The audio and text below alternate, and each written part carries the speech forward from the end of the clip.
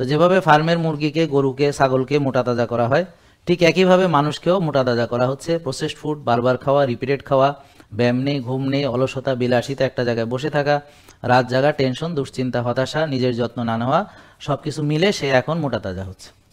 আর মোটা তাজা হওয়া মানে সে দুর্বল হওয়া, অথর্ব হওয়া এবং ডিজিজড হওয়া। ঠিক একই প্রক্রিয়া যেভাবে আমরা গবাদি পশু লালন পালন করছি, ঠিক সেম প্রক্রিয়া আমরা মানুষদেরকে রুগী বানাচ্ছি এবং বানায় সেই রোগগুলো পুষে রাখতেছি এবং হচ্ছে তাদেরকে, গরুকে আমরা ফিড খাওয়াই আর আমরা খাই হচ্ছে প্রসেসড ফুড। গরুকে আমরা গ্রেন খাওয়াই আর আমরা খাই হচ্ছে প্রসেসড ফুড। হ্যাঁ, ও ব্যায়াম করে না, হাঁটাচলা করে না, আমরাও ব্যায়াম করি না, হাঁটাচলা করি না, বসে থাকি।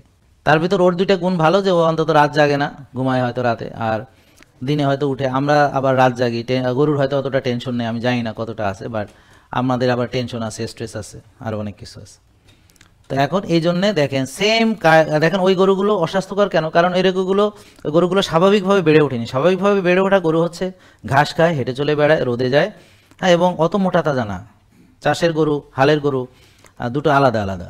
একটা হলো ফার্মে বেঁধে রাখা হয়, ওদেরকে তাড়াতাড়ি মোটা তাজা করে বাজারে বেচে দিবে, কোরবানি হবে। আর আমরা হলাম তাড়াতাড়ি মোটা তাজা হইয়া ছুরির তলে যাব, হার্টে অপারেশন করব, কোরবানি হব। আমরা হলাম আমাদের অর্গান ড্যামেজ করে কোরবানি হই, আর ওরা হলো কোরবানির পশু হিসাবে, ওদেরকে কোরবানি করার জন্য ওজনে বাড়ানো হয়, মনে বেশি হইলে টাকা বেশি পাওয়া যাবে।